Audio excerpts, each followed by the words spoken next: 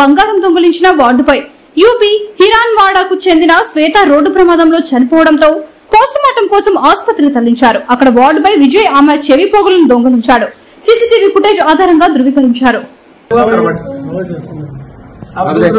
अब देखो दूसरे करवट नाली इधरली साइड है, पल्ली साइड देख चुका मैं, दोबारा देख लो ये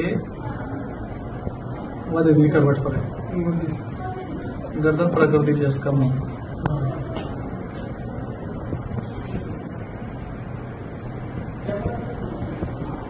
करते से बच्चे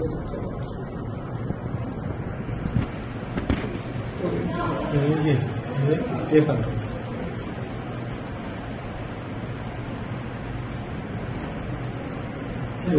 कर दीजिए ये रख लिया, ये हो गया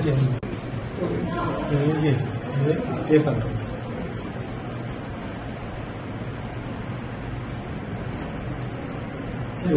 कर दीजिए ये रख लिया, ये हो गया VVD న్యూస్ టీవీని తక్షణమే సబ్స్క్రైబ్ చేసుకోండి.